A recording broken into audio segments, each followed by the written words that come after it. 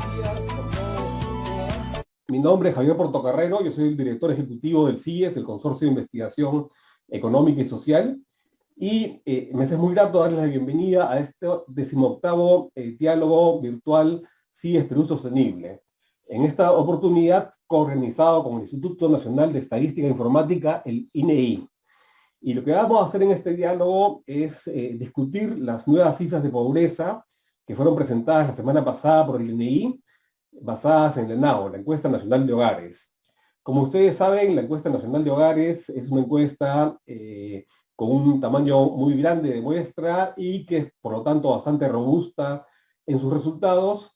Y lo que queremos ahora es discutir los resultados de esta encuesta del 2021, un año después del 2020, que fue el año de la pandemia, donde la economía cayó 11% y la pobreza subió 10 puntos porcentuales, es decir, unos 3 millones de personas, fruto de la recesión y de las cuarentenas tan largas, cayeron en la pobreza.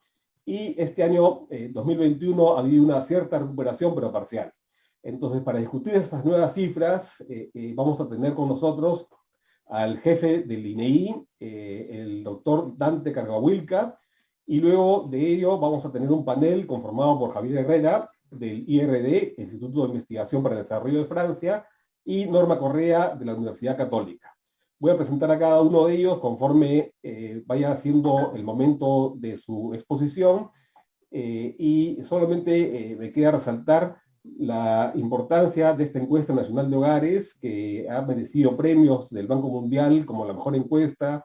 Ese fue un premio hace algunos años atrás, pero sigue manteniendo un alto estándar de calidad, y realmente queremos felicitar al INEI, a Dante y a todo el equipo encargado de la encuesta, de trabajo de campo, de la consistencia de los datos, etcétera, por la enorme cantidad de datos que además lo hacen público, lo hacen transparente, no solamente a nivel de un informe, sino también a nivel de los datos mismos, ¿no? La base de datos desagregada se puede encontrar en la página web del INEI. Entonces, felicitaciones nuevamente al INEI, y quiero darle la palabra ahora a su jefe, a Dante Cargahuilca, quien es economista con estudios de doctorado concluidos en la Universidad Nacional Federico Villarreal. También ostenta un grado de maestría en Administración de Negocios en ESAN, y tiene otra maestría en Liderazgo Estratégico en la Universidad de Sao Paulo, CEU de Madrid, España. Entonces, muchísimas gracias, Dante, por aceptar esta invitación y por coorganizar este evento junto con tu equipo, y adelante. Muchas gracias, Javier. También un cordial saludo a Javier Herrera, miembro de la Comisión Consultiva, y a la doctora Norma Correa, investigadora de la Universidad Católica. Y también buenos días a todos los colegas que nos miran por Zoom.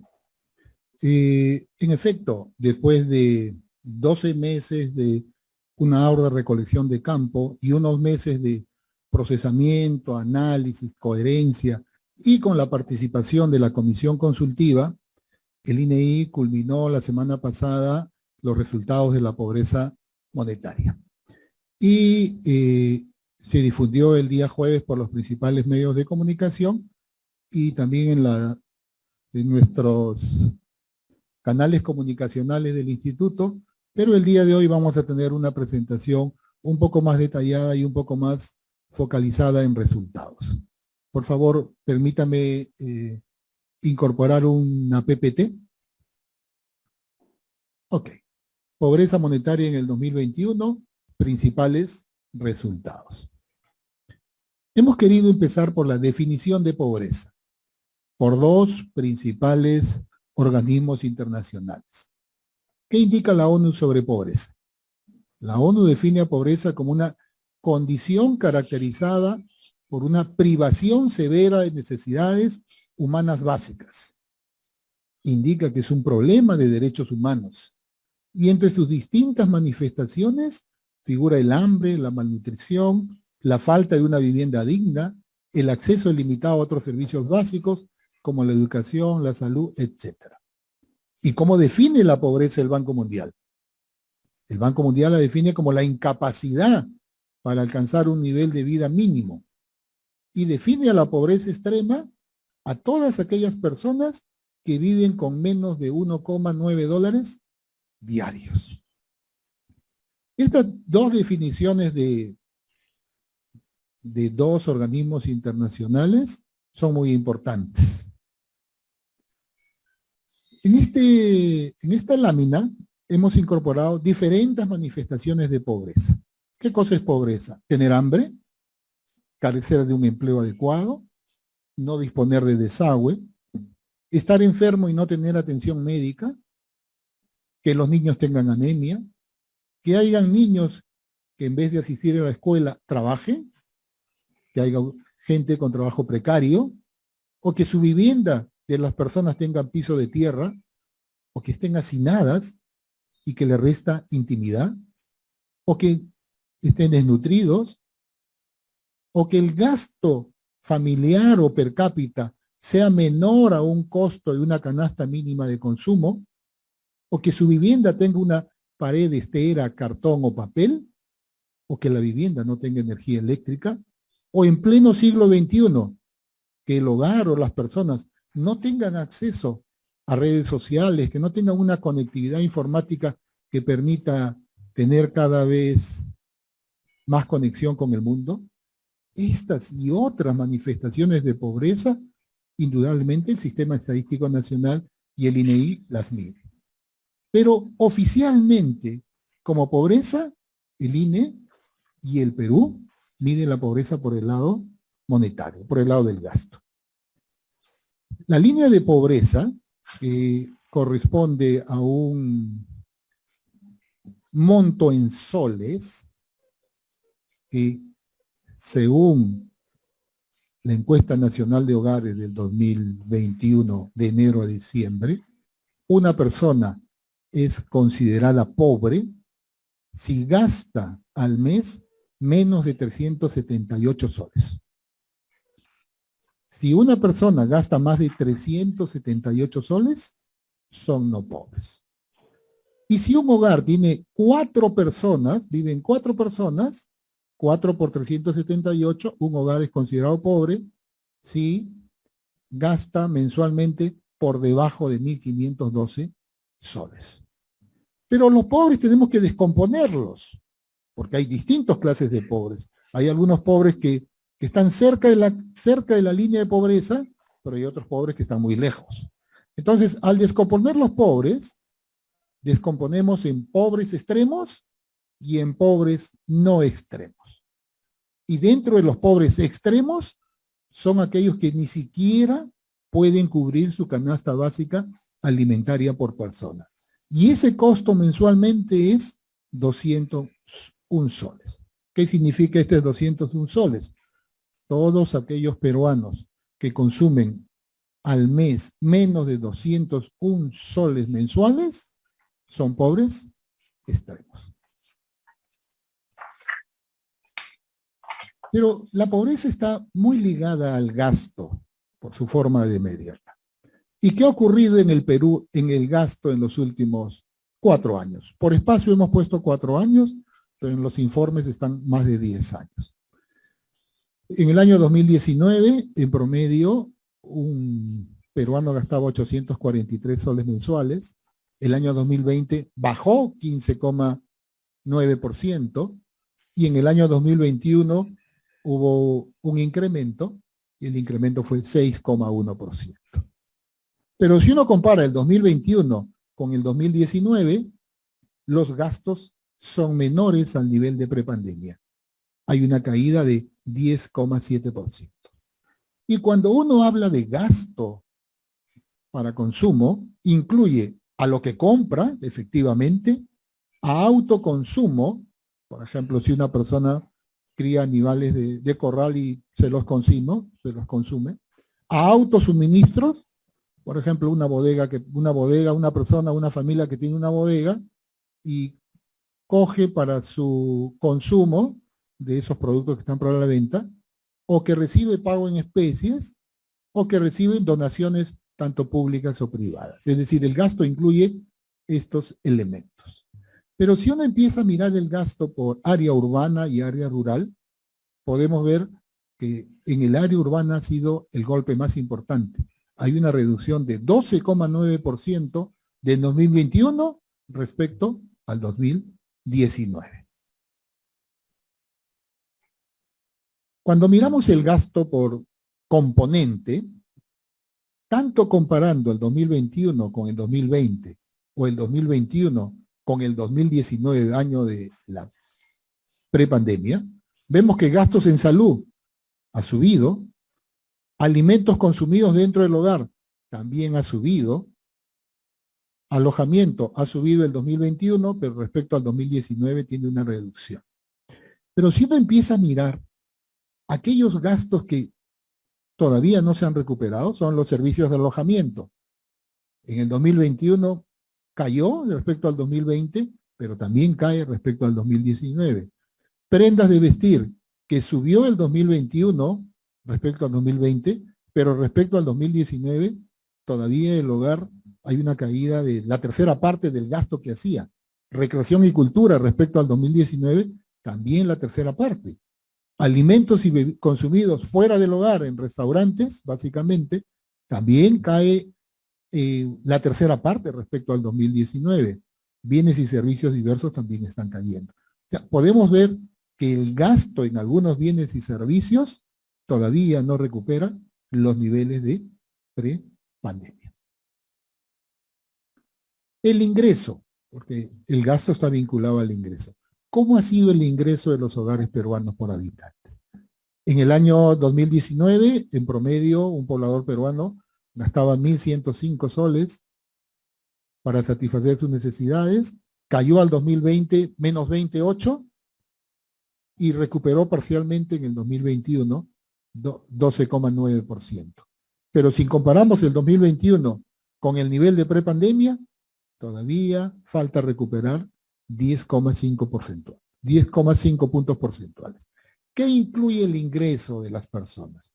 Incluye el principal componente es ingreso por trabajo, que 3/4 partes del ingreso corresponde a trabajo, transferencias corrientes, ingresos por rentas, ingresos extraordinarios, que pueden ser retiros de CTS, o retiro de pensiones, o bonos, alquiler imputado a la vivienda.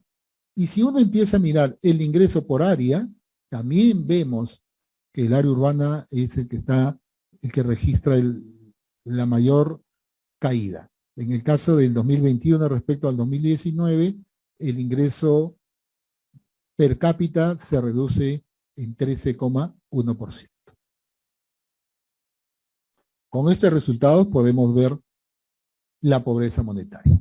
En el Perú, en el año 2019, la pobreza fue 20%, al año 2020 subió 10 puntos, 30%, y al año 2021 hay una recuperación de un poco más de 4 puntos y la pobreza se sitúa en 25,9%, aún por debajo del año 2019 en 5,7 puntos.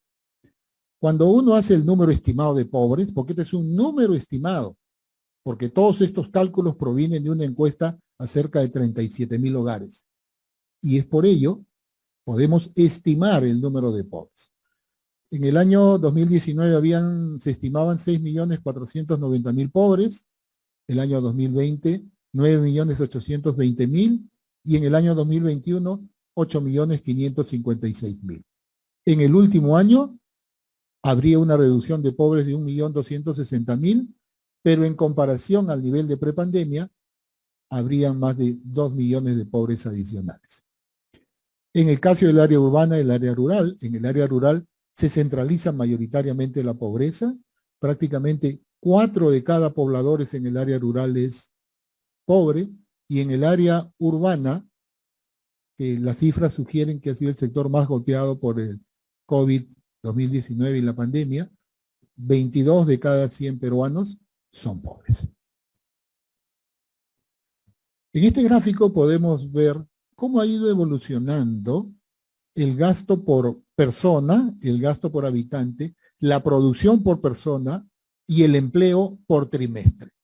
Podemos ver que en todo el año 2019, prácticamente estas tres variables tenían un parecido comportamiento, y en el segundo trimestre del 2019 hay una caída más pronunciada de la PEA, una caída menos pronunciada de la producción y una caída un poco menos pronunciada de los gastos por persona. En el tercer trimestre, la caída es menor de las tres variables y en el cuarto trimestre, la caída sigue siendo caída, pero menor. Ya en el primer trimestre del 2021, ya hay la recuperación se acentúa. En el segundo trimestre del 2022, el que crece más es el empleo, luego la producción por persona y luego el gasto por persona. Y luego en el tercer y cuarto trimestre ya no crecen como el segundo trimestre debido a que la base de comparación del segundo trimestre fue más baja. ¿Qué nos indica este cuadro? Que el comportamiento de las principales actividades económicas, el empleo y el gasto, están vinculadas básicamente y sugeridas por el lado del confinamiento. La incidencia de la pobreza monetaria por regiones. Aquí hemos podido ubicar 5 grupos robustos. El primer grupo, donde los niveles de pobreza son los más altos a nivel departamental, está Ayacucho, Cajamarca, Huancavelica, Huánuco, Loreto, Pasco y Puno, donde la pobreza fluctúa entre 36,7 y 49. El segundo grupo está Amazonas, Apurímac, Junín, La Libertad, Lima Metropolitana, Lima Provincias, Piura y la provincia constitucional del Callao, entre 24 y 27,1% de pobreza. El tercer grupo, Ancash, Cusco, San Martín, Tacna, Tumbes, Ucayali, donde la pobreza fluctúa entre 16 y 22%. El cuarto grupo, Arequipa, Lambayeque, Moquegua, donde la pobreza fluctúa entre 11 y 14,6%. Y el último grupo, Ica y Madre de Dios, donde la pobreza fluctúa entre 4,5 y 9%.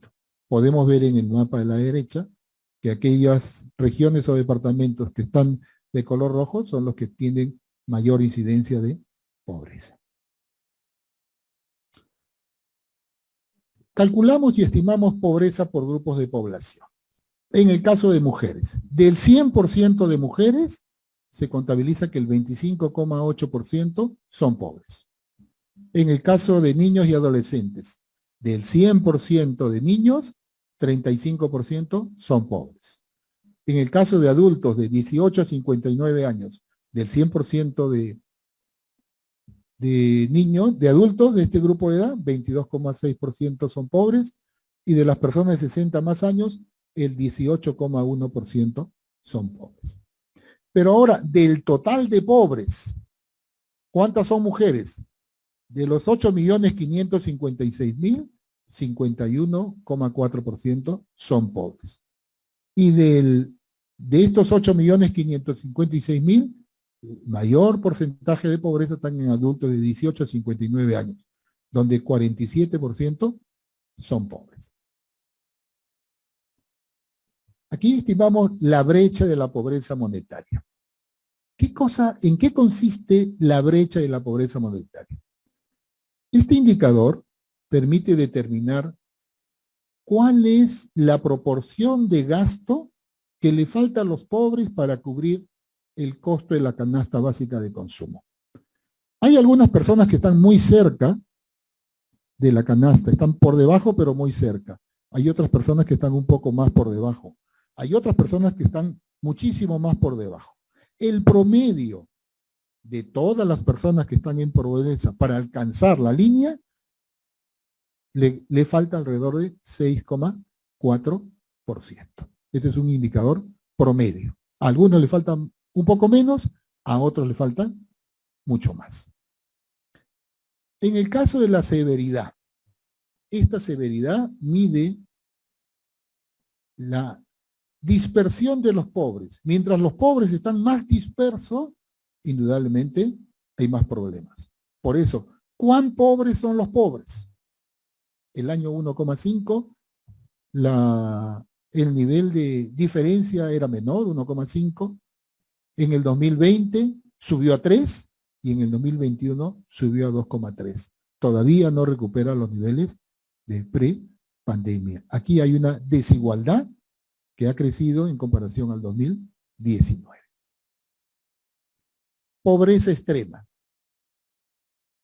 ¿Qué porcentaje de la población ni siquiera le alcanza su gasto para cubrir sus necesidades alimentarias?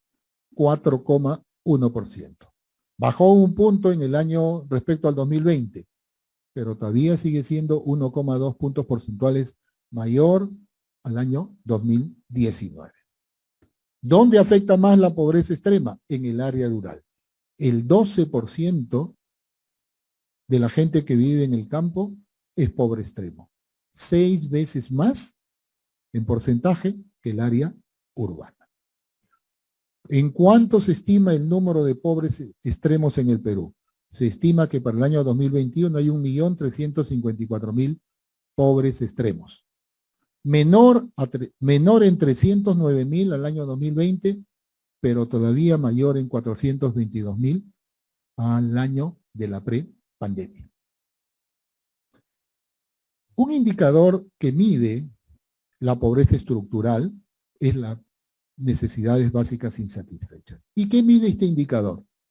Si la población tiene viviendas con características inadecuadas, si la población tiene viviendas sin servicios higiénicos, si hay hacinamiento, si hay niños en edad escolar que no asisten a la escuela y si existe una alta dependencia económica.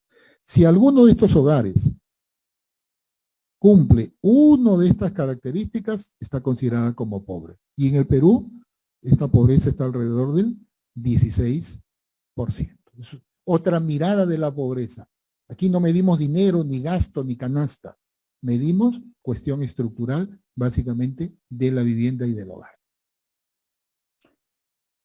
En este cuadro, en el INEI juntamos qué porcentaje de población tiene a la vez agua, tiene saneamiento y tiene electricidad. Los que tengan los 3 servicios a la vez en el año 2021, 70,8%. Pero notamos una desigualdad a nivel de regiones.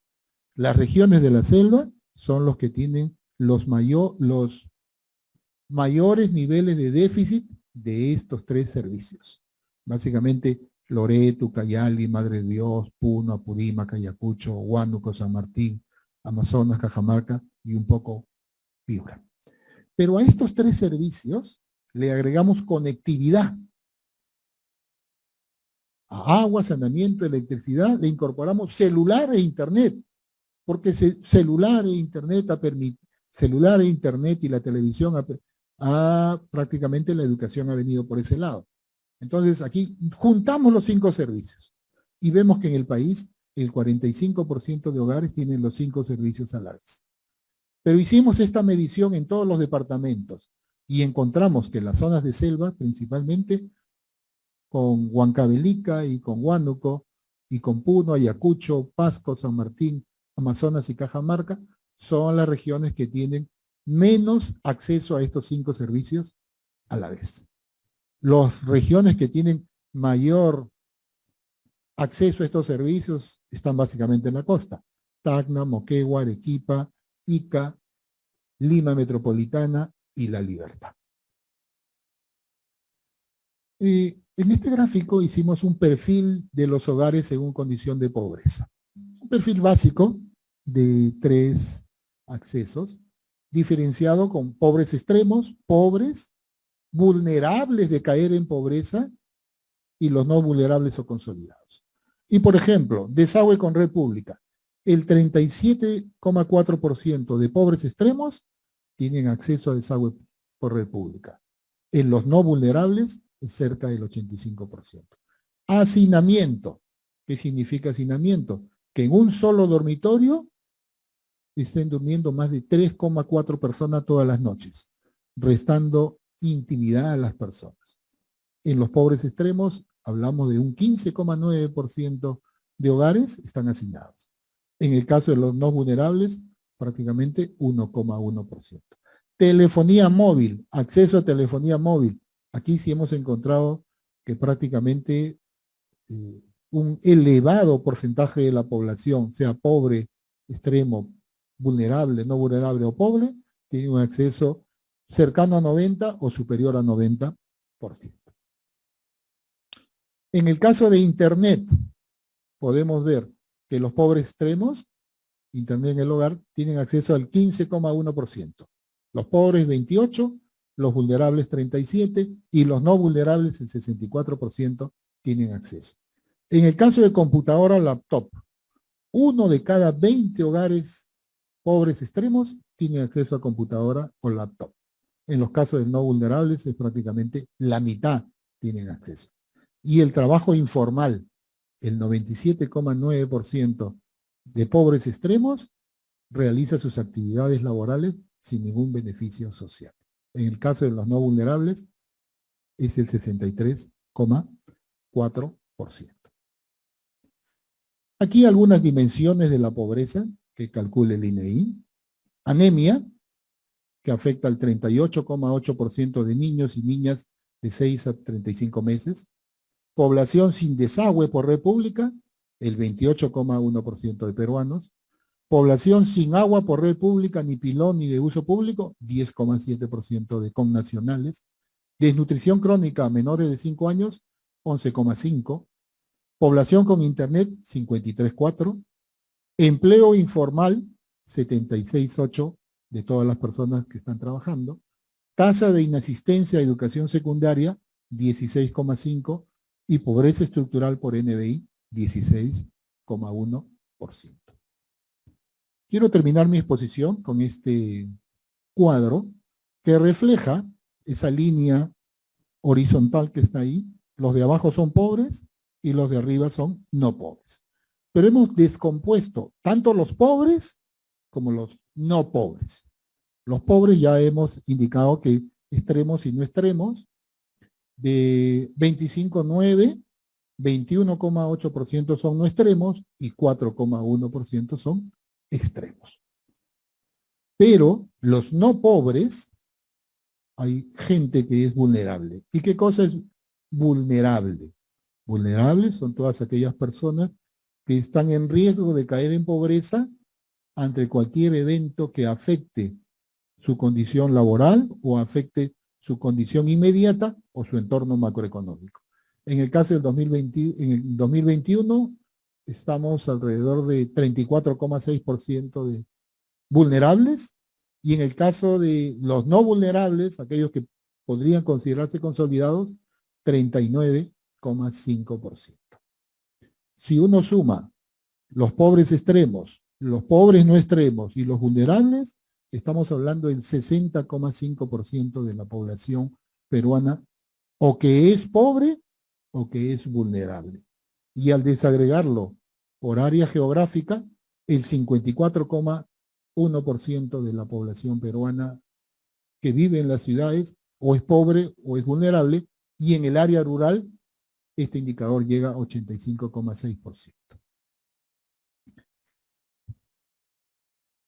Quiero terminar indicando de que si bien es cierto, la pobreza se ha reducido en el 2021, todavía no recupera los niveles del 2019 y que tenemos una agenda pendiente muy grande, no solamente para alcanzar el 2019, sino para ir cada vez reduciendo la pobreza y dándole condiciones de vida más dignas a todos los peruanos.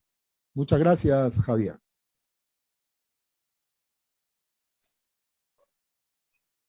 Muchas gracias, Dante. Ha sido una exposición sumamente detallada y exhaustiva, ¿no? Que ha cubierto todas los datos básicos de las nuevas cifras de pobreza, además con una perspectiva temporal, viendo la evolución, comparándola con otras medidas de pobreza. Y ahora pasamos a la sesión del panel, donde vamos a tener dos panelistas. En primer lugar, vamos a tener a Javier Herrera. Javier Herrera es el representante en el Perú del IRD, que es el Instituto Francés para el Desarrollo. Él es doctor en Economía por la Universidad de París 10, tiene una maestría en Economía por la New School for Social Research de Nueva York, y hizo su carrera de pregrado en Economía también en la Universidad Católica. Es muy conocido por ser un experto en los temas de pobreza y mercados de trabajo, y es un gran gusto y un placer tenerlo acá en este evento. Entonces, Javier, tienes 10 minutos, por favor, para tus comentarios. Bueno, muchas gracias por la invitación y también extiendo mis felicitaciones al INEI por haber presentado los trabajos sobre estimación de la pobreza de manera oportuna y también con la misma práctica de transparencia que los caracteriza desde hace un buen tiempo. Todos los datos, los algoritmos y los documentos técnicos se encuentran a disponibilidad de la población, lo cual me parece muy importante para asegurar también la calidad y la transparencia. Dicho esto, quisiera hacer una presentación. Espero no excederme en los 15 minutos para poder abordar 4 puntos que me parecen muy importantes, ¿no? El primero de ellos, y todos lo sufrimos en este periodo, es el efecto de la inflación. Los precios aumentan bastante aceleradamente, no solo en el Perú, en el mundo. Son tasas de inflación no vistas desde hace mucho tiempo, 30 años en algunos casos, en algunos países, en el caso del Perú también. Hemos estado acostumbrados a una estabilidad de precios y ahora nos enfrentamos a una inflación importante.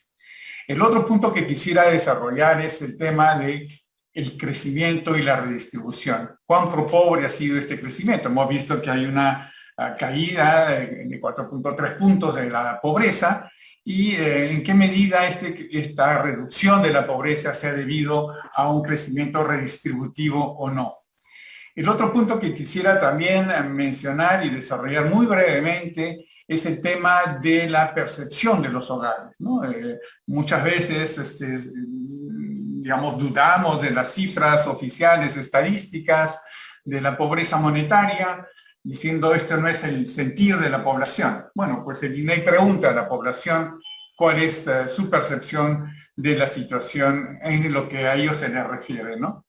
El otro punto también es tratar de, digamos, añadir a este cuadro que se nos ha presentado una dimensión que es la dimensión dinámica, que nos permite justamente las encuestas de hogares, porque también incluyen un componente panel que permite seguir la trayectoria de un año a otro de los mismos hogares. Y esto es muy importante también porque nos da una visión complementaria y también apunta a distintos tipos de políticas públicas en la medida en que las características de los hogares que persisten en una situación de pobreza no son las mismas que aquellas que entran y salen de la pobreza o que se encuentran siempre por encima de la línea de pobreza, ¿no? Entonces eso es un poco el menú, que espero hacerlo relativamente rápido. Voy a tratar también de mostrar en cierto modo la metodología que estoy empleando para sacar estas conclusiones.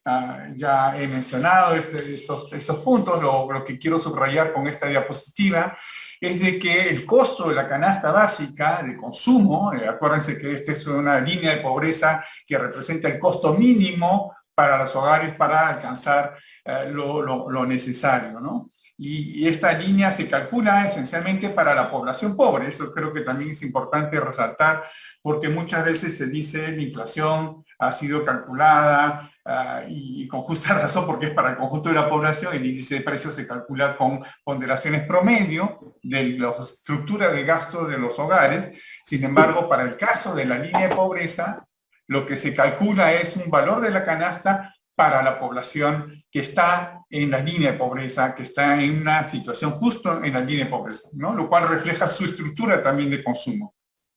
Y para ellos, los precios que se han captado a través de sus propios gastos muestran de que esta canasta se encareció en 5.2 puntos por ciento a nivel nacional. Estamos hablando de promedios nacionales. Obviamente hay diferencias en regiones.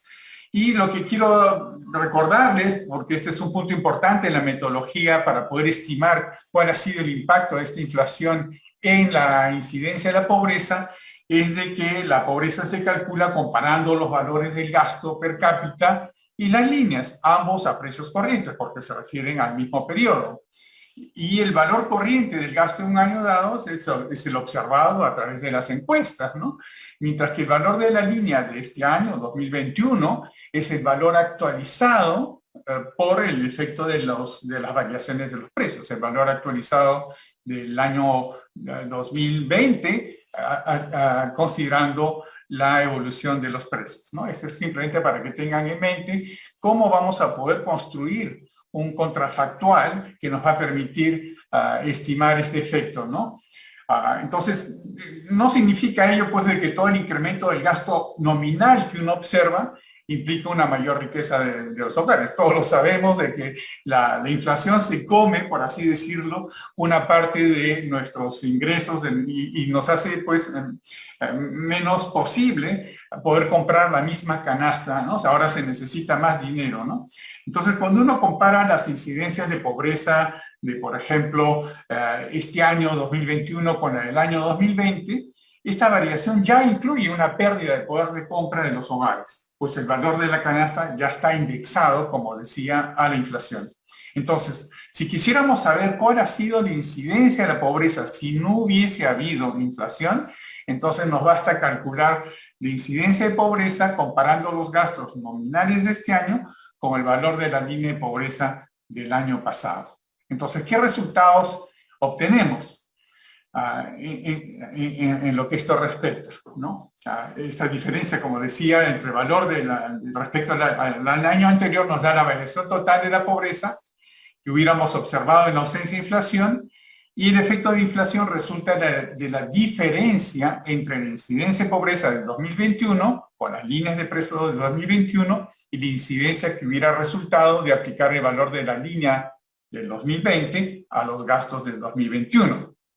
Entonces, en conclusión, considerando los resultados de la pobreza en 2021, como sabemos, ha habido una caída de 4.3 puntos porcentuales, y mis resultados de estimación muestran de que si no hubiese habido pero nada de inflación, es decir, si los precios se hubieran mantenido constantes entre 2020 y 2021, la pobreza hubiera disminuido en 7.1 puntos porcentuales, en lugar de haber disminuido 4.3 puntos, que es lo que observamos ahora.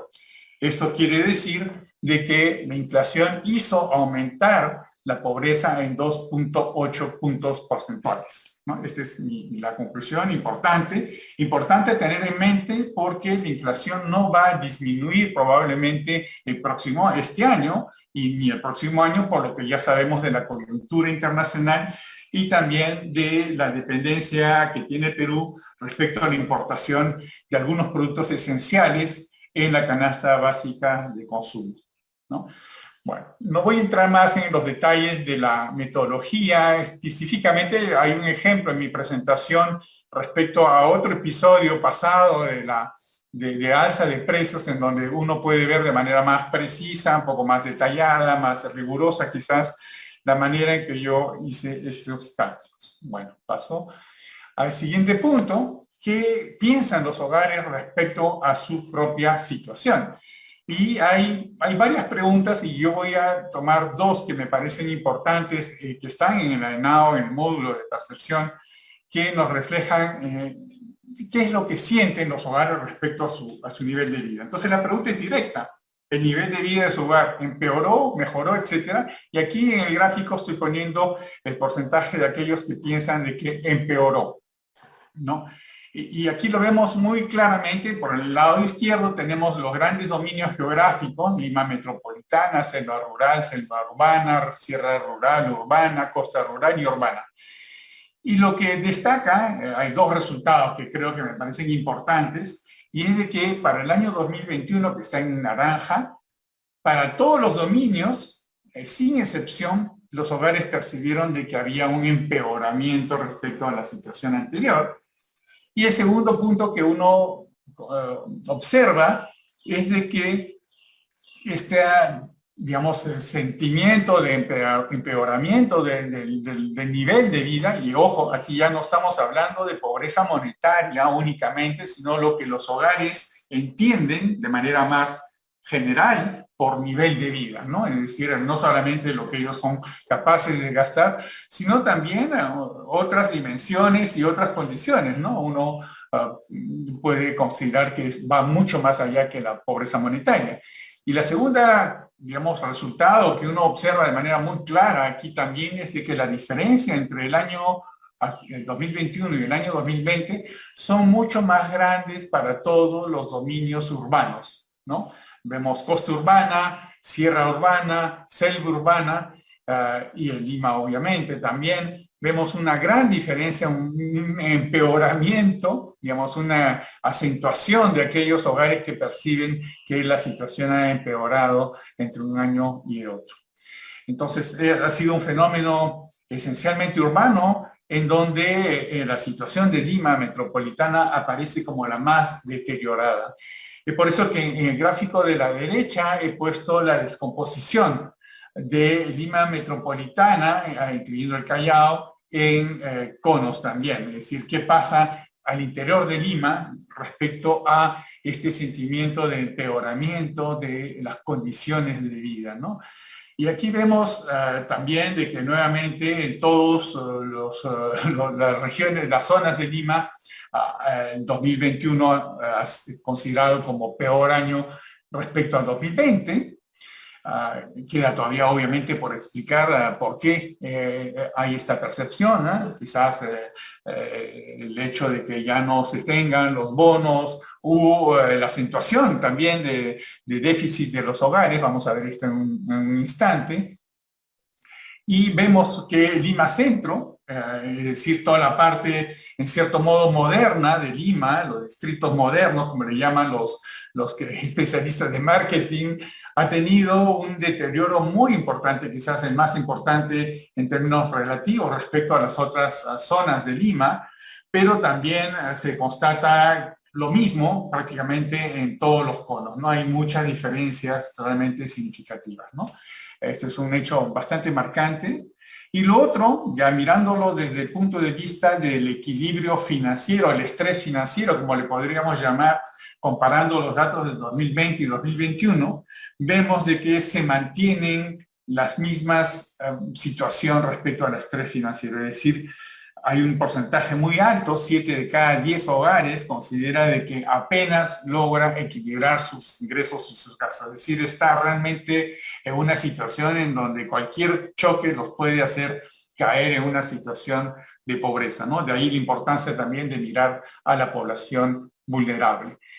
El otro también que vemos muy importante es de que muchos de ellos están obligados de usar sus ahorros o también endeudarse, lo cual significa de que podemos observar una desconexión entre ingresos y gastos, porque una parte de los gastos no proviene de los ingresos, proviene de los ahorros y proviene también del endeudamiento.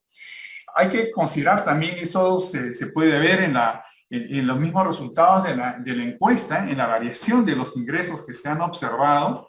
Hay todavía una caída entre el 2029 y 2019, todavía tenemos una caída de menos 17.5%.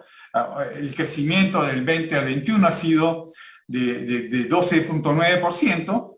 Y cuando uno mira el desagregado por fuentes de ingreso, vemos de que el ingreso por trabajo todavía tiene una caída de 17% respecto al periodo prepandemia, y el rebote, digamos, ha sido de 15.8%, pero como digo, no ha logrado todavía regresar al nivel prepandemia.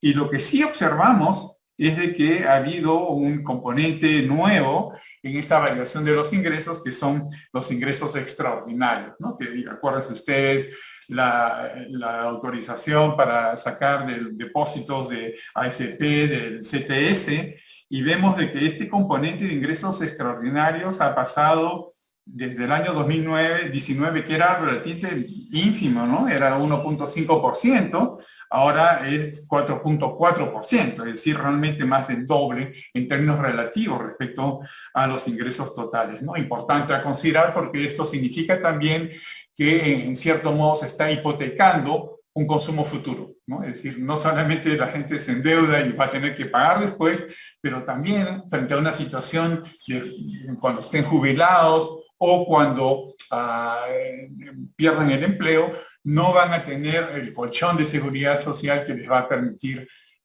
soportar esta situación. Bueno, paso a mi tercer punto y espero tampoco extenderme demasiado. Ya van 15 minutos, si puedes acabar en unos 5 máximo. Ya, ok, no hay problema. Okay. Simplemente, nuevamente, pensar en este crecimiento que hemos tenido y de qué manera la reducción de la pobreza se ha debido a un crecimiento puro o a un crecimiento con redistribución, y esta redistribución puede venir de distintas fuentes, puede ser las transferencias del Estado, pero también puede ser a través de una composición sectorial diferenciada de crecimiento, en donde ciertos sectores quizás más intensivos en mano de obra calificada crecen más, mientras que aquellos sectores que absorben el empleo de la población pobre crecen menos, y esto sería un crecimiento desigual en cierto modo. Entonces, ¿qué es lo que ha pasado? No voy a entrar en temas de métodos, voy directamente a los resultados. Y lo que vamos a ver en este cuadro, y voy a simplemente mencionarlos muy rápidamente, es de que esta reducción de 4.3% porcentuales en la pobreza, cuando uno lo descompone, uno ve que el efecto puro de crecimiento ha sido de 3.7, es decir, de los 4.3% de puntos de reducción, 3.7 son debido al efecto puro de crecimiento, mientras que el efecto de redistribución es realmente muy pequeño, es solamente menos de un punto. Entonces, en términos relativos, uno puede decir respecto a esta variación de la pobreza, que el crecimiento puro ha contribuido en 87% a la reducción de la pobreza, mientras que la redistribución explica solamente el 13%. ¿No? Yo quisiera también subrayar de que durante el periodo de fuerte crecimiento entre 2006 y 2011, donde tuvimos una reducción realmente espectacular de 21.3 puntos porcentuales de reducción de la pobreza, el efecto de redistribución fue el 23%, es decir, bastante mayor, lo cual significa que la contracción de los gastos durante el periodo de confinamiento estricto, lo que hemos visto es una caída generalizada a lo largo de la distribución, mientras que en este último periodo lo que vemos es un crecimiento en donde no se da con la misma intensidad el efecto redistributivo, ¿no? Y como decía, esto todavía queda por elucidar y puede deberse a múltiples factores. Lo que ya sabemos es de que los sectores que están orientados al mercado interno, que absorben trabajo no calificado, están en retraso, digamos, con respecto a los otros, y lo que sabemos también por el módulo de empleo y la encuesta, la EPE permanente de empleo que tiene el INEGI, es de que el empleo que está creciendo es un empleo de mala calidad, ¿no? Esto lo dejo para los especialistas, y paso al último punto, y muy rápido, y aquí con esto voy a concluir, sobre la importancia de una mirada dinámica, es decir, ver de dónde proviene la población que está en situación todavía de pobreza y aquella que estaba en una situación de vulnerabilidad en un periodo anterior. Y como decía, el NAO tiene un componente panel que nos permite calcular no solamente en corte transversal la evolución de estos componentes, ¿no? Tenemos 4 componentes esenciales, ¿no? La pobreza extrema, que lo ven ustedes aquí en azul, la pobreza no extrema en anaranjado, la suma de ambos es la pobreza total, la proporción de la población en situación de vulnerabilidad, y en amarillo la población no pobre, no vulnerable. Y en la parte izquierda ustedes pueden observar 2 maneras de presentar prácticamente la misma información, pero esta vez ya comparando las trayectorias de los hogares que estaban en una situación de pobreza en el año 2020 con la misma que en el año 2021. ¿Y qué es lo que podemos concluir, y con esto termino, acerca de estas transiciones, ¿no? Lo que vemos es de que evidentemente tuvimos esta reducción de 4.3 puntos porcentuales, pero lo que observamos es, y este es un dato que me parece relevante, es que el porcentaje de la población vulnerable se mantuvo prácticamente idéntico al año anterior, ¿no? Sobre un total de 74% de no pobres, casi la mitad permanece en esta categoría de vulnerables. Esto lo vemos en el cuadro, lo vimos en el cuadro, digamos, el gráfico a la derecha de los cortes transversales, pero lo que nos dicen las trayectorias de los hogares es de que entre 2020 y 2021, 15.3% provino de la pobreza, ¿no? Es decir, de las salidas de la pobreza y que pasaron a ser vulnerables, 15.3% provino de la pobreza no extrema, es decir, no estaban muy lejos de la línea de pobreza, mientras que una ínfima proporción proviene de pobreza extrema. Y un 27.5% que había sido vulnerable en este periodo, y un tercio habían sido no pobres, no vulnerables en ambos periodos. Es decir, solamente un tercio de la población ha podido mantenerse en una situación, digamos, libre de riesgos de caer en la pobreza, ¿no? Y lo que podemos notar también dentro de la categoría de los vulnerables no pobres es de que casi la mitad, como decía, lo era también en el año 2020, ¿no? Es decir, lo que vemos, y con esto termino, es de que persiste una situación de vulnerabilidad y esto llama a políticas públicas adaptadas. Uno, hacia el ámbito urbano, que vemos que persiste nuevamente allí el problema del choque, es un choque que no ha sido absorbido y que va a tener efectos de corto y de largo plazo, quizás Norma nos podrá decir algo al respecto, pero también lo que vemos es de que persiste una situación de vulnerabilidad que requiere de políticas de protección de distintas dimensiones hacia estos hogares. Bueno, gracias y disculpen por haberme excedido algunos minutos. Muchas gracias, Javier. Efectivamente te excediste en varios minutos, pero ha sido para bien del auditorio y para bien de todos nosotros por esta excelente exposición y análisis en profundidad de algunos elementos claves de la pobreza y la vulnerabilidad. Bueno, siguiendo con el panel, tenemos, si puedes dejar de compartir, Javier, para poder... siguiendo con el panel, tenemos ahora a la colega Norma Correa. Ella es magíster en política social por la London School of Economics y es licenciada en antropología por la Universidad Católica y es docente e investigadora del Departamento de Ciencias Sociales en la citada universidad. Y muchísimas gracias, Norma, por tu participación acá y tienes 10 minutos. Adelante.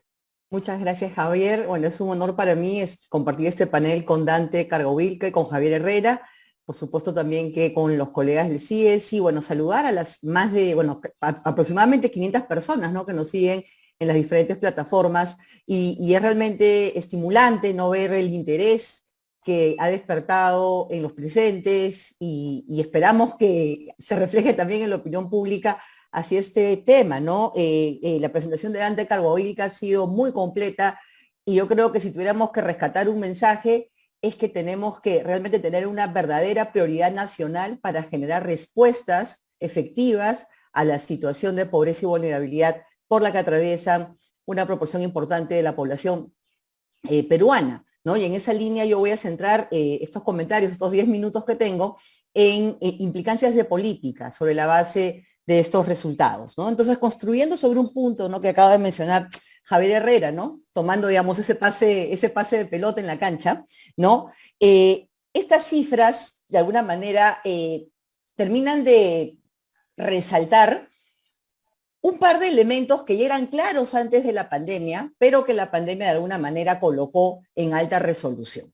Y es que, por un lado, en el Perú era necesario complementar el énfasis en la pobreza rural, que por supuesto es prioritario y absolutamente urgente, toda vez que, como se ha explicado ahí, se concentra parte importante de los pobres extremos, pero complementar ese énfasis, esa atención, con lo que era y es el gran pendiente de la política social peruana, que es la agenda de respuesta a las pobrezas y vulnerabilidades urbanas, ¿no? Y ese pendiente nos ha costado caro en esta pandemia. Recordarán ustedes que cuando llega la emergencia sanitaria, para el ámbito rural, por supuesto, enfrentábamos desafíos, pero teníamos instrumentos, no perfectos, pero con experiencia de implementación y que fueron muy útiles en ese momento. Por ejemplo, el rol de las transferencias monetarias para atender a la población que ya se encontraba, digamos, participando como usuaria en el ámbito rural. En el ámbito urbano, se tuvo que, en buena cuenta, reaccionar, ¿no?, sobre la emergencia, trabajar padrones, ahí hubo un esfuerzo importante, ¿no?, para identificar dónde estaba esta población pobre y vulnerable, construyendo sobre avances previos, pero también reconociendo que era necesario actualizar, ¿no?, esas cifras. Teníamos la data estadística, pero la forma como la política pública operaba, la forma como se entiende la focalización no tenía en el radar y aún todavía no tiene correctamente identificados a estos segmentos, ¿no?, de pobres urbanos, vulnerables urbanos, ¿no? Entonces, importante, ¿no?, porque como ya también sobre la data del INEI, ¿no?, y estas son fotos prepandemia, ya sabíamos que 1 de cada 3 hogares en el Perú eran vulnerables a la pobreza, ¿no? Entonces, como se ha dicho, esta situación aterriza de manera específica de acuerdo al ciclo de vida de las personas, ¿no? Creo que ha sido bastante contundente ¿no? Ver la proporción, la incidencia que tenemos de pobreza en los menores de edad, en los niños, alrededor del 35%. Ahí hay un llamado importante para tener esta agenda de desarrollo infantil temprano en un lugar prioritario en nuestros esfuerzos. Pero, ¿a dónde vamos con esta situación de diagnóstico? ¿Esto cómo encuentra la política pública? Y en particular a la política social. Nos encuentra en una situación donde vamos a tener que, digamos, responder un partido que se juega en canchas paralelas, urbana y rural. En la urbana, como ya he mencionado, tenemos programas con trayectoria, tenemos instrumentos con ya varios de ellos, más de una década, ¿no?, de implementación en el terreno. Hay programas incluso más antiguos, más emblemáticos, de los cuales hemos aprendido mucho, como FONCODES, pero queda claro que para lo rural ese paquete ya no va a ser suficiente, toda vez que se amerita una mirada más fina a lo que nos está diciendo la realidad. Por ejemplo, ¿cuál va a ser esa mirada más fina a lo que es este cinturón de la pobreza que ha emergido y que ahora cada vez es más visible en el norte? Lo que vemos que está pasando en Piura, Cajamarca, Amazonas, Loreto, ¿no? Por supuesto, preocupaciones similares para lo que vemos al sur, lo que estamos viendo, por ejemplo, en Puno, ¿no?, en Cusco. La necesaria respuesta específica para la Amazonía, que está largamente pendiente, ¿no? Pero, entonces, en el paquete de respuestas de políticas en lo rural nos toca consolidar, nos toca afinar y nos toca persistir, mirando de manera especial a los pobres extremos. Pero, ¿qué sucede? Les decía que es un partido en canchas paralelas. En la cancha urbana, de alguna manera, vamos a seguir con las metáforas deportivas, no tenemos los suficientes jugadores, no tenemos los suficientes instrumentos de política, ¿no? Y ese es un vacío que cargamos. Y que es cierto, hemos visto en estos años, ¿no?, por ejemplo, como las ollas comunes, que son una respuesta de la ciudadanía frente a la emergencia, ¿no?, vienen siendo respaldadas, no con la rapidez ni con la intensidad que hubiera sido necesario por la política pública, y sin duda es una experiencia importante, pero claramente no es suficiente frente a la agenda tan compleja que enfrentamos en zonas urbanas, que requiere, ¿no?, una mirada mucho más cercana a temas que, además de las respuestas al hambre, que es una prioridad importante en este contexto de incremento de precios, ¿no?, y de recuperación de estos golpes más profundos de la pandemia, además de estos temas, requiere que tengamos otros ingredientes en muy alta prioridad y que hasta ahora no los vemos en esta conversación con la intensidad que ameritan, como por ejemplo todo lo que tiene que ver con generación de habilidades para la empleabilidad, articulación laboral, que son aspectos fundamentales, ¿no? Entonces, con esto digo que nuestra capacidad estatal, ¿no?, si bien es cierto, ha ido incrementándose en materia de superación de la pobreza en el transcurso de las 3 últimas décadas, ¿no? Y hay que decirlo que ahora encontramos un contexto desafiante en pobreza monetaria, pero el Perú viene de una trayectoria de reducción sostenida, ¿no? Y yo en lo personal pienso que el país puede recuperar esa senda de reducción de la pobreza, pero nos va a tocar ajustar. ¿Y a dónde voy? No se trata de hacer borrón y cuenta nueva en el sentido programático. Tenemos que construir sobre lo avanzado, pero claramente entender que ya tenemos que incorporar aprendizajes. Y estos aprendizajes, sobre todo en estos últimos 2 años, nos recuerdan la importancia de mejorar la focalización. ¿En qué sentido? En que hay este grupo de ciudadanos claramente identificados en las cifras del INEI que tienen estas situaciones más complejas, más duras de pobreza y que requieren una atención mucho más específica de la política pública. Y este llamado a mejorar la focalización tiene un correlato, ¿no? De alguna manera, como consecuencia del contexto de estos 2 años, la política de superación de la pobreza se ha bonificado, ¿no? Pensamos que esto se arregla con bonos, y no es que los bonos no sean importantes, ¿no? Tienen un efecto, digamos, que es apreciado, ¿no? En, por ejemplo, inyectar liquidez a economías domésticas, pero claramente no vamos a transformar nada con esa lógica. Entonces, más bien yo hago acá un llamado a desbonificar la política social para avanzar en 2 rutas, ¿no? La primera ruta, que tiene que ver con mejorar la focalización para llegar de manera más sostenida y más permanente a aquellos que están en situación más vulnerable y de pobreza más profunda. Entonces, esto nos lleva a hacer un balance y una relectura de la estructura de los hogares y afinar los diseños, ¿no? Entonces, por ejemplo, si vemos sobre la base de un estudio interesante publicado el año pasado por Lavado, Liendo y Guzmán, quienes hacen un análisis del diseño del bono Yanapay, ¿no? Los autores evidencian que esta intención de carácter más universal, ¿no?, que tuvo este bono, con una población, digamos, beneficiaria potencial de alrededor de 14 millones de personas, perdió efectividad precisamente por no focalizar de manera más fina a estos sectores en situación de mayor pobreza. Si se hubiera hecho ese ajuste de diseño, por ejemplo, los autores estiman que hubiéramos avanzado en la reducción de la pobreza en 2.2 puntos porcentuales, y eso en concreto significa que 651.000 personas hubieran superado la pobreza monetaria, ¿no? Entonces ahí yo creo que hay un llamado a la reflexión a que, ok, no es que, digamos, de continuarse con los mecanismos de bonos, tiene que ser mucho más específico, mucho más acotado y, digamos, con una lectura mucho más actualizada en la estructura de estos hogares más pobres y vulnerables, ¿no? Ahora, les decía que además de esta agenda, hay una agenda importante que tiene que ver con cómo renovamos, ¿no? Cómo renovamos nuestros instrumentos de política, construyendo sobre lo avanzado, pero levantándole la visibilidad y la prioridad a temas largamente pendientes, ¿no? Y aquí, por ejemplo, quiero ponerles un ejemplo muy concreto, un caso muy concreto, ¿no? Haciendo referencia a un trabajo de Lorena Alcázar, titulado Las brechas que perduran, que después vamos a compartirlo también por el chat, al igual que la referencia anterior. Alcázar, al 2019, hace un análisis de las principales brechas en grupos vulnerables, que en el caso concreto del estudio eran mujeres, población indígena, afrodescendiente y población en situación de discapacidad. Y lo que encuentra Alcázar es que las brechas comunes a estos grupos vulnerables que he mencionado, ¿cuáles son? Diferencias en la calidad educativa, brechas en la condición de empleo y la alta prevalencia de embarazo adolescente.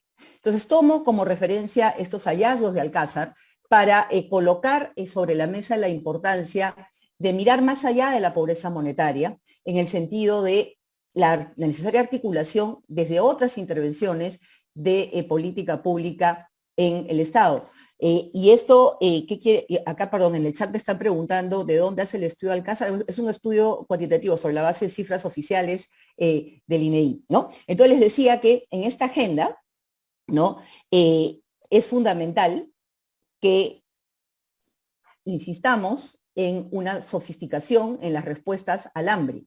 Y eso quiere decir continuar trabajando con las ollas comunes, pero también levantar en la agenda la urgencia de la seguridad alimentaria para los niños, el desarrollo infantil temprano, y conecto ese punto con una problemática que para mí es crucial para lo que va a enfrentar el Perú en los próximos años, que son los impactos negativos del prolongado cierre de escuelas, tanto en lo que ha sido la seguridad alimentaria de los niños más pobres y vulnerables, pero también en estas brechas de aprendizaje que esperemos no suceda, pueden terminar profundizando estas transmisiones intergeneracionales de la pobreza si no tomamos medidas. Entonces, responder a esas brechas educativas no solamente es relevante desde el punto de vista pedagógico, sino que además es crucial para poder sostener los esfuerzos de respuesta a la pobreza desde la perspectiva de los hogares, ¿no? Además, y un par de puntos más, y con eso termino, Javier, necesitamos, en esta perspectiva de la mirada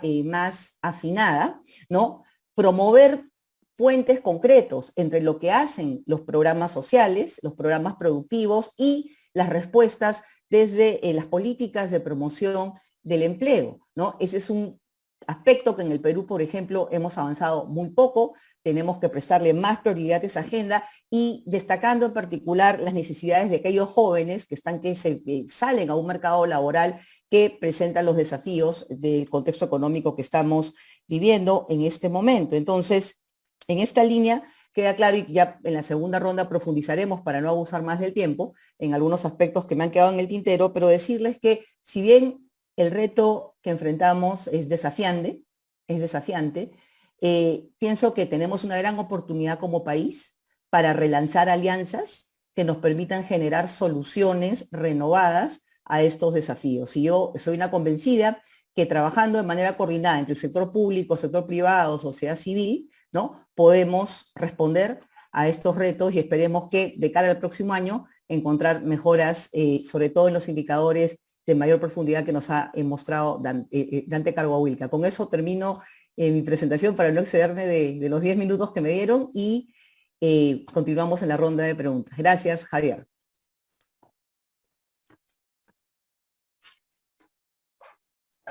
Muchas gracias, Norma. Ha sido realmente exposiciones y paneles de lujo. Muchísimas gracias a Dante, a Javier y a Norma por estas intervenciones, donde vemos pues que cómo la pobreza, el 2020, que aumentó, digamos, así para redondear, en número de presos de 20 a 30%, cayó a 26 el año pasado, o sea que no se revirtió toda la caída, a pesar de que el crecimiento económico fue relativamente fuerte y se ha recuperado el nivel de actividad prepandemia, pero sin embargo los ingresos y el gasto de la población no lo ha hecho en la misma medida, ¿no? Entonces hay una situación ahí por resolver, que es un deterioro del mercado laboral, en fin, hay una serie de aspectos por analizar también el tema de cómo es la respuesta de la política pública frente a este deterioro tan severo del año 2020, y hay pues una serie de pistas por analizar e investigar, y precisamente creo que el INEI cumple pues una función fundamental al proveer estas cifras y hacerlas totalmente transparentes para que se pueda hacer el análisis que informe la política pública. Y por su lado, el CIES, el Consorcio de Investigación Económica y Social, el mandato pues precisamente elevar el nivel del debate, ¿no? Entonces, en lugar de tener debates basados en cosas muy, a veces del día a día, pero en el fondo no tan trascendentes, podemos debatir sobre grandes problemas basados en evidencia, ¿no? Y ese es nuestro objetivo, digamos, contribuir a políticas públicas basadas en evidencia. Bueno, quisiéramos pasar ahora a un diálogo con los expositores y panelistas, y en lugar de hacerle pues 5 minutos a cada uno, quisiera tener una dinámica un poco más ágil, en la cual yo hago alguna pregunta y me la responden en 30 segundos, ¿no? Y hacemos así varias rondas, por supuesto que voy a hacer estas preguntas basadas sobre las preguntas del público. Como tenemos alrededor de 500 participantes, 300 en el Zoom y un poco más de 200 en las páginas de Facebook, hay una multitud de preguntas, entonces no voy a poder hacer justicia a todo el mundo, pero voy a tratar de seleccionar algunas importantes. Entonces hago una pregunta y por favor me la responde el interlocutor de la manera más breve posible, ¿no? Entonces, empezando por Dante, la pregunta sería si la producción se recuperó en el 2021 al nivel de prepandemia, ¿por qué la pobreza no alcanzó los niveles del 2019? A ver, es cierto, la producción creció 13,3 y la pobreza se redujo en 4 puntos. Aquí las cifras sugieren que es la calidad del empleo. El empleo también ya alcanzó los niveles de prepandemia, pero el problema es que el empleo que se ha recuperado con mucha más velocidad es el empleo de menor calidad, el subempleo, y la masa salarial también ha perdido en comparación al 2019.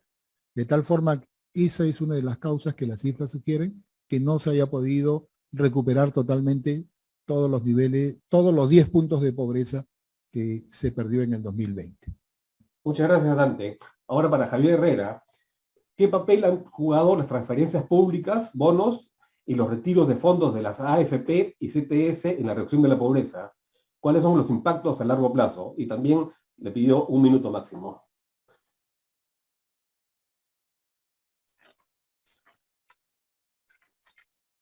Javier, estás con mute. Gracias.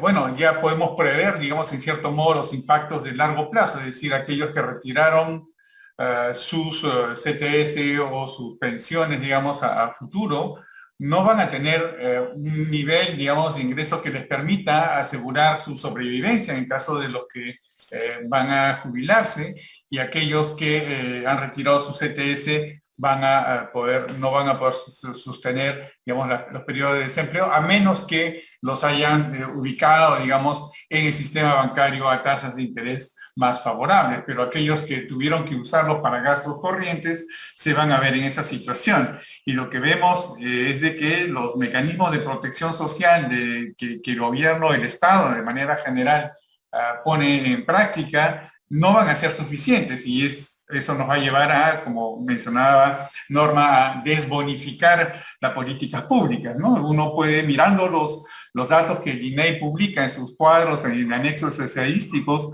lo que vemos en cuanto a las donaciones públicas, ¿no? Que incluyen las transferencias, digamos, en productos hacia los hogares para hacer parte de sus gastos, estos no han, paradójicamente no han aumentado, ¿no? Pasaron, por ejemplo, en el año 2019 de 33 soles al año 2020, 26 y 28 soles, es decir, ni siquiera estamos en el nivel prepandemia, y esto en parte se explica, yo creo, por lo que ha ocurrido en las escuelas, ¿no? Grandes programas como Caliwarma y otros que eran programas esenciales de apoyo alimenticio a los hogares, a los niños en particular, que son los más vulnerables, no se reactivaron porque las escuelas tampoco se reactivaron, y las ollas comunes también, a pesar del gran esfuerzo de los hogares y de las madres de casa en particular, no ha sido suficiente porque tampoco el apoyo ha sido sostenido. Pero esto es situaciones de emergencia, y uno tiene que pensar a más largo plazo y mediano plazo incluso para poder adecuar las políticas públicas. Se está reaccionando con los viejos reflejos de antiguas políticas que estaban centradas esencialmente en el mundo rural, y con justa razón en esa época, y todavía siguen siendo importantes, pero ahora deben complementarse con políticas dirigidas al ámbito urbano, y para ello se necesitan instrumentos de focalización para identificar los bolsones de pobreza urbana, pero también otros tipos de políticas que estén centradas esencialmente en la calidad del empleo. Muchas gracias, Javier. Para Norma Correa, el paquete, la mezcla de programas sociales fue ya hace casi 10 años, en la última versión con el nuevo MIDIS, pero ahora tenemos un nuevo escenario de pobreza. Entonces, ¿qué sugerirías tú, Norma, introducir en las políticas del MIDIS y otros sectores para atacar la pobreza en el nuevo escenario? Bueno, muchas gracias, Javier. Bueno, el MIDIS como sector hace poco ha cumplido su primera década de vida institucional. En lo personal, creo que debemos aprovechar el potencial de tener un sector que tiene como mandato la rectoría y la articulación con otras entidades del Estado en materia de desarrollo e inclusión social. Y en ese sentido, a nivel programático, está pendiente la aprobación de la Política Nacional de Desarrollo e Inclusión Social. Es un documento que se ha venido trabajando en las diferentes gestiones en el transcurso del último quinquenio. Todavía no ha sido aprobado. Pienso que es importante actualizar lo que sea pertinente en función, obviamente, a las últimas cifras, pero tener ese documento ya establecido, es necesario tener claridad sobre cuál va a ser el norte, ¿no?, de las políticas de desarrollo e inclusión social. Seguramente podremos complementar, pero la claridad al respecto me parece indispensable. Además, en el mundo de los programas sociales, creo que tenemos un aprendizaje importante acumulado, ¿no? Tanto en el mundo de las transferencias monetarias, pensemos por ejemplo en Juntos, Peso 65, en lo que es la experiencia Caliwarma, Foncodes, Programa País, Cuna Más, por el bono contigo, ¿no?, por mencionar a los programas emblemáticos, pero todavía hay un pendiente, ¿no? Conocemos más estos programas que hemos mencionado en parte porque han sido también más estudiados, son programas que cuentan con procesos que han pasado por diferentes procesos, por diferentes etapas de afinamiento, pero hay una, digamos, una dispersión todavía de acciones que bajo el nombre de programa social siguen sucediendo en las diferentes entidades públicas. Eso lo vemos, por ejemplo, cuando descomponemos el gasto social, y ahí yo creo que es clave sincerar y pasar por una revisión, sobre todo desde el territorio, desde el rol de los gobiernos regionales y locales,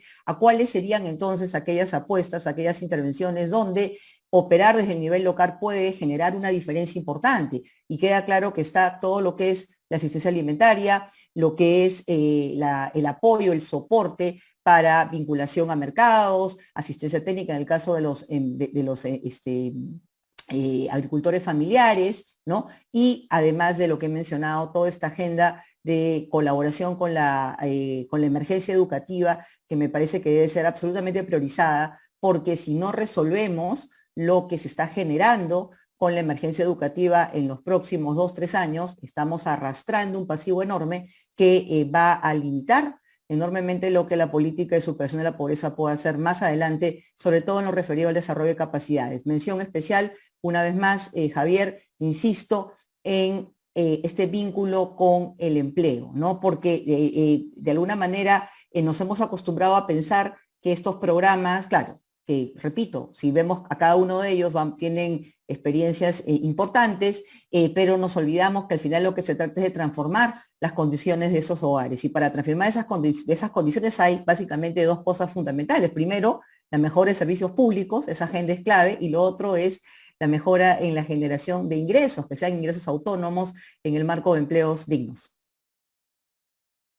Muchas gracias, Norma. Para Dante, la siguiente pregunta sería: el incremento de precios de alimentos que está bordeando el 15% anual a abril de 2022, ¿va a aumentar la pobreza en este año? A ver, efectivamente, en el mes de abril, tanto en Lima Metropolitana como a nivel nacional, la inflación de alimentos es del 15% en los últimos 12 meses. Indudablemente, y de acuerdo a lo también mostrado por Javier Herrera, la inflación no reduce pobreza. La inflación, más bien al contrario, puede ir en contra de la recuperación de la pobreza. No te podría decir si va a impactar, cuál va a ser el impacto del 2022, porque todavía tenemos que recolectar información hasta diciembre del 2022. Pero lo que sí te puedo decir es que el incremento de la inflación no ayuda a reducir la pobreza. Muchas gracias, Dante. Para Javier Herrera, hay una consulta acá, si se podría analizar la focalización, tanto la filtración como la subcobertura de los bonos entregados durante la pandemia en 2020, 2021. Creo que esta es una pregunta muy relevante porque, digamos, tenemos que tener un análisis y quizás no solamente dicotómico de pobres, no pobres, sino también viendo la parte de vulnerables, ¿no? Entonces, todo este tema de los bonos, que tienen la ventaja de ser más focalizados que medidas como reducir el IGB a los alimentos, por ejemplo, merecen un estudio en profundidad para mejorar su diseño de política pública, ¿no? Entonces, adelante, Javier, brevemente. Sí, brevemente. Bueno, para empezar, creo que en términos de lo que sería focalización de políticas públicas, lo que uno tiene que reducir en primer lugar es la exclusión. Creo que eso es muy importante de subrayar. Y luego hay que saber, para poder estimar esto, la magnitud de tanto la filtración como la exclusión, hay que tener una idea de cuál es la base respecto a qué población potencialmente beneficiaria estamos hablando, y para ello se necesita dos cosas. Uno, una base de información que hemos visto ha costado muchísimo poner al día, entre comillas, porque eso no se ha logrado realmente, y sobre todo mantenerla actualizada, es decir, no se trata de tener una foto de hace 2 años, sino esto necesita estar actualizado constantemente, y no se tiene en el Perú todavía, a diferencia de otros países, una base de datos con los hogares. Y esto es algo muy importante porque hay una demografía además cambiante cada año, se forman y se desagregan hogares, ¿no? Entonces eso me parece importante considerar. Lo otro es, en términos del tipo de políticas de focalización que uno debe pensar, creo que debemos pensar no tanto ya en políticas generalizadas de subvención a los precios, aun cuando vemos de que hay digamos, productos que se consumen por parte de los hogares, pero también lo que vemos es de que hay otros, digamos, dada la distribución del ingreso muy desigual, hay una parte muy importante del consumo que es absorbido por los estratos más altos. Entonces, la solución aquí es, como se ha ya implementado en otros países y son soluciones de corto plazo, es transferencias directas hacia los hogares, ¿no? Entonces, y lo otro que quisiera mencionar es también, hace algunos años, con mi colega Ángelo Cosubo y también Hugo Ñopo y Lorena Alcázar, hicimos una evaluación del sistema de focalización que tiene el MIDIS. Y a mi conocimiento no ha habido todavía una toma de conciencia y de consideración de las recomendaciones que se hicieron en ese momento, y creo que es oportuno ahora que se tienen nuevas bases censales poder actualizar tanto los algoritmos, que tenían varios problemas metodológicos, como la base de información para poder tener políticas focalizadas y evitar también la exclusión. Muchas gracias, Javier. Para Norma ahora, digamos, estaba comentando ella de que hay una necesidad de mejorar el diseño de los programas sociales en función de la nueva coyuntura de pobreza, esta nueva cifra que hemos visto, y digamos, en ese rediseño, ¿cuál sería el papel de la sociedad civil, de los propios sectores afectados, y cómo podemos tratar de recuperar esos posibles aportes, o sea, cómo viabilizar los aportes de la sociedad civil y también de los propios pobres y sus grupos representativos en el diseño de políticas públicas? Adelante, Norma. Muchas gracias, Javier. Pienso que la experiencia de las ollas comunes en la pandemia, así como lo fue, recordarán en la década de los 80 y parte de los 90, la experiencia de los comedores populares nos recuerdan que sobre la base de la organización local se generan respuestas pertinentes a problemas que atraviesan los hogares, ¿no? Por supuesto, se requiere, digamos, evitar que los ciudadanos pasen por tremenda precarización. La política pública tiene que ser mucho más activa en brindar esos soportes, pero tomo ese ejemplo porque pienso que hay un espacio potente para, precisamente sobre la base de estos temas que hemos identificado, donde se requiere que la política pública genere nuevas respuestas o que renueve su mirada, sumar experiencias, pilotos, iniciativas que provengan tanto de la sociedad civil como del sector privado, a través de también la experiencia acumulada ya de varios años en responsabilidad social, ¿no? Aterrizo en un ejemplo muy concreto, ¿no? Que no hemos tocado, las cifras de incidencia de pobreza en mujeres son alarmantes, ¿no? Esto nos debe llevar a recordar que el enfoque de género precisamente sirve, entre otras cosas, para ayudar a la política pública a aterrizar en las necesidades específicas por las que atraviesan las mujeres, ¿no? Y creo que acá hay dos temas fundamentales, ¿no? Que emergen o como implicancia sobre la base de lo que nos dicen estos datos, ¿no? Primero, alrededor de la transmisión intergeneracional de la pobreza, esta situación dramática del embarazo adolescente en nuestro país requiere una atención directa y frontal. Esa es otra situación que si no logramos responder de manera efectiva en un rango de tiempo corto, estamos básicamente limitando las posibilidades de desarrollo de un conjunto importante de hoy adolescentes que mañana serán adultas y enfrentarán el mercado laboral. Entonces ahí la importancia de avanzar en todos los esfuerzos que involucren mayor información para evitar esta situación que, como repito, es especialmente grave en los hogares más pobres. Además, toda esta agenda alrededor de empoderamiento, género, participación en el mercado laboral, en el caso de las mujeres, no puede separarse de la agenda de los cuidados. Y en el Perú estamos muy atrasados en cuanto a servicios de cuidados se refieren. Existe hoy en día una iniciativa en curso, ¿no? Que está trabajando el Ministerio de la Mujer sobre el Sistema Nacional de Cuidados, que yo saludo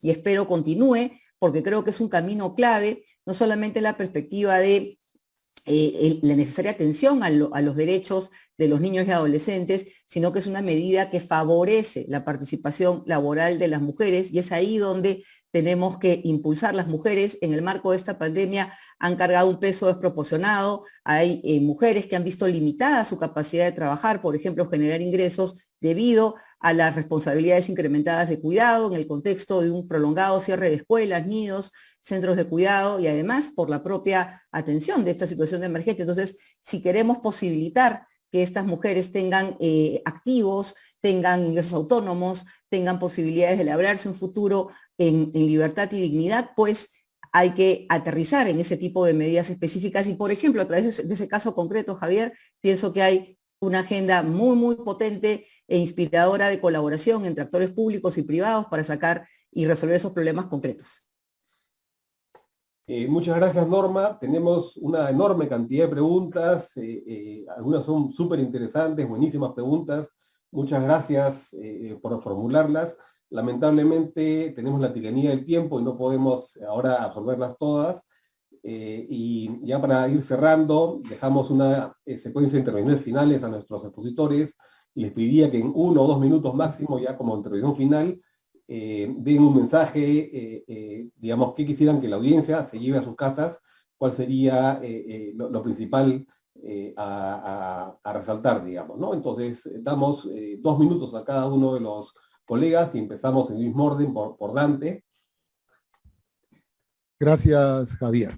A ver, yo creo que una de las acciones para reducir pobreza es que tiene que haber 2 grandes etapas, o hasta 3. La primera de ellas, que tiene que haber una política social, redistributiva, focalizada, pero focalizar no es fácil, porque el Perú es un país muy heterogéneo y requiere un fortalecimiento de todos los registros administrativos, de todos los ámbitos del sector público. Y luego, tratar de ver de que esta focalización y entrega de política social sea pues al que verdaderamente lo necesita, ¿no? Y ahí se tiene que utilizar no solamente la parte de registros administrativos, sino la parte satelital, la parte de integración de toda la información que existe en el sector público y en el sector privado. Y que esto tiene que ser en forma permanente para que no se desactualice rápidamente. Un segundo aspecto es que los países, todos los países del mundo están compitiendo por atraer inversiones. Y la atracción de inversiones implica que tengamos un entorno amigable para que vengan los recursos. Y cuando un país atrae inversión, es básicamente porque está convencido de que la inversión es el motor del crecimiento del empleo, de los salarios y del nivel de vida. En el Perú necesitamos que vengan cada vez más inversión. Y que la inversión pública, que también es muy importante y que tiene un papel decisivo en muchas zonas descentralizadas, en muchas regiones, tiene que tener un multiplicador de tal forma que permita generar pequeñas obras públicas, pero masivas a lo largo y ancho de todo el país. Y con la gran inversión privada, tratar de hacerlas que vengan. En el Perú, hace años, habían ensambladoras de automóviles, ahora hay muy pocos. Hay empresas privadas peruanas que se han ido al exterior. Debemos que hacer que vengan. Debemos de hacer que la inversión privada fluya para que se generen más empleos de calidad, para que se generen más ingresos y que se genere mayor calidad de vida en todos los peruanos. Y yo quiero terminar, estimado Javier, agradeciendo a mi equipo, en primer lugar a todo el equipo que conforma la ENAO, a Nancy y a todo su equipo, y a todos los encuestadores y funcionarios de la encuesta, que todos los días, sábado, domingo, feriados y por varias horas, están yendo a todos los hogares a recolectar información en un cuestionario de alrededor de 400 preguntas. Y también quiero agradecer a los múltiples hogares peruanos que con sus cifras, que con sus respuestas, que con su colaboración, hacen posible que el Perú pueda contener y pueda difundir las cifras que acabamos de comentar. Gracias, Javier. Muchas gracias, Dante. Y Javier Herrera, 1 o 2 minutos, por favor, breve. No te preocupes, seré muy breve. Creo que es importante reconocer de que no hemos salido todavía de la crisis y a la situación actual. Sabemos de que se va a sumar un contexto internacional desfavorable, por un lado en cuanto a la inflación, pero al mismo tiempo sabemos de que tenemos un contexto bastante favorable desde el punto de vista de los recursos públicos, y esto aquí va a ser un equilibrio difícil de abordar, pero creo que no debemos dejar de tener en vista un punto importante, y es de que esta crisis ha dejado huellas profundas y va a ser necesario también pensar en políticas de remediación con el fin de evitar consecuencias de largo plazo. Muchas microempresas han quebrado, muchos hogares han perdido sus ahorros, muchos hogares han perdido la persona que aseguraba el sustento, muchos hogares han tenido niños por mucho tiempo fuera de la escuela. Todo esto va a tener incidencias de largo plazo, incluso de mediano plazo para las mismas personas, y esa transmisión intergeneracional de la pobreza va a conducirnos, si no tomamos acciones importantes y rápidas, a una situación de exclusión social, de pérdida de cohesión social, de inestabilidad generada por esta desigualdad de circunstancias, es decir, independientes de la voluntad de las personas, que es un factor disolutivo de la sociedad. Lo otro que quisiera también llamar, y aquí también termino, es el tema del nexo que es necesario de reafirmar entre las políticas que apunten a mejorar las condiciones en donde se generan los ingresos de los hogares, y esto tiene que ver mucho con calidad de empleo, con productividad y por consiguiente también con formación hacia el empleo de la parte de las personas, desarrollando habilidades blandas, pero también las otras que les permitan inserción y poner atención en las unidades de producción, tanto en el mundo rural como en el mundo urbano, con políticas diferenciadas, por todo que sabemos de que no son lo mismo, ¿no? Muchas gracias, Javier. Y finalmente, para cerrar este taller, Norma. Y bueno, muchas gracias, Javier. Bueno, quisiera usar estos minutos para empezar, bueno, felicitando al INEI por la labor que realiza. Pienso que el Perú tiene más datos disponibles que lo que la mayoría de la opinión pública es realmente consciente. O sea, no tenemos necesariamente un problema que nos falten los datos, sino que nos toca vincularnos más a esos datos, consumirlos más, discutirlos más, ¿no? Y creo que en estos años el INEI ha hecho un esfuerzo importante por llegar a las universidades, llegar a los medios de comunicación. Es una ruta valiosa que informa el debate público y nos inspira a actuar, ¿no? Y en esa lógica hay varios temas, ¿no? Tanto a nivel de las ideas, ¿no? Que requieren, o perdón, los problemas que requieren nuevas soluciones, la agenda que tiene que ver con actualizar, ajustar instrumentos de política existentes para que mejoren su efectividad. También acá recogiendo algunos comentarios del chat, ¿no? Como señala Ángel Canales, coincido plenamente contigo, Ángel, que el trabajo alrededor de la mejora del sistema de focalización de hogares debe continuar para tener una mirada más actualizada, más precisa. Aquí los gobiernos locales, ¿no? A través de las unidades locales de empadronamiento, tienen una labor importante, ¿no? Para tener una, digamos, foto lo más actualizada posible, ¿no?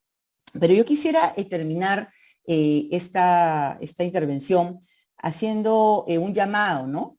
A la acción para que todos los retos que nos coloca esta agenda, en un contexto donde tenemos una discusión pública tan cambiante, no pierdan prioridad. Y yo creo que está en cada uno de nosotros, ¿no? Ser de alguna manera embajadores de la importancia de esta agenda en nuestros espacios de trabajo, la necesidad de no perder del radar los pendientes que tenemos en materia de superación de la pobreza, porque, digamos, difícilmente seremos pues un país en el cual tengamos confianza en las instituciones o que tengamos una sensación de bienestar compartido con estos niveles de pobreza tan elevados. Así que ahí hay un compromiso importante que como colectivo hay que asumir, pero también, y en ese rol de colectivo es muy importante vigilar que la implementación de medidas orientadas a la superación de la pobreza se realicen en el marco de la más absoluta transparencia, tanto a nivel del diseño e implementación, evitando usos políticos,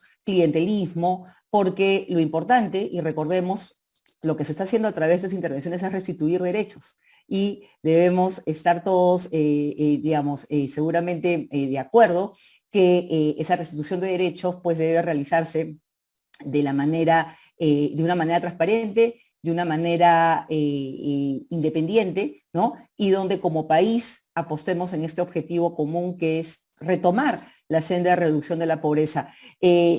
Hace no mucho tiempo atrás, Perú era un caso de estudio internacional. Éramos destacados, ¿no? Por diferentes publicaciones internacionales como un caso exitoso de reducción de la pobreza. Eso no quiere decir que teníamos todos los problemas resueltos, claro está, pero teníamos una senda de reducción, ¿no? En la cual el crecimiento económico pues tiene un papel importante, ¿no? Entonces, el cuidar estas condiciones macroeconómicas para generar un ambiente en el cual reducción de la pobreza pues sea viable y sostenible también es una importante prioridad nacional, y ahí, digamos, apoyar, ¿no? El comentario de Dante alrededor de la importancia de la inversión para avanzar en esta ruta. Así que, bueno, esos son mis comentarios. Muchísimas gracias por acompañarnos. Ha sido un honor compartir ideas con ustedes.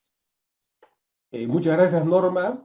Y pedimos disculpas a los colegas que han hecho preguntas y no hemos podido plantearlas, ¿no? A Kevin Ibárcena, a Miriam Rea, a Roy León, Juan Manuel García, Fon Rentería, Ángel Canales, Jaime de Altaus, Wilfredo Chávez, Jorge Luis Fernando, Raúl Mauro, Víctor Oviedo, Luz María, A todos ellos y a todos los demás, porque han habido en realidad decenas de preguntas, muchísimas gracias por su interés acá. Creo que ha sido un debate, un diálogo muy alturado y con mucha análisis y de mucha profundidad. Hemos tenido 300 participantes en la sala Zoom, 178 en el Facebook y en otras plataformas alrededor de 120, entonces más o menos hemos sido 600 colegas conectados a este diálogo, y creo que ha sido un diálogo muy enriquecedor para todos los participantes, y muchísimas gracias nuevamente a Dante Cargawilca, Javier Herrera y Norma Correa, y gracias también por supuesto al INEI por este notable esfuerzo que nos permite a nosotros como CIES cumplir nuestro mandato de elevar el nivel del debate y promover la adopción de políticas públicas basadas en evidencia. Sobre todo, muchas gracias a todos los participantes y nos vemos en una próxima oportunidad.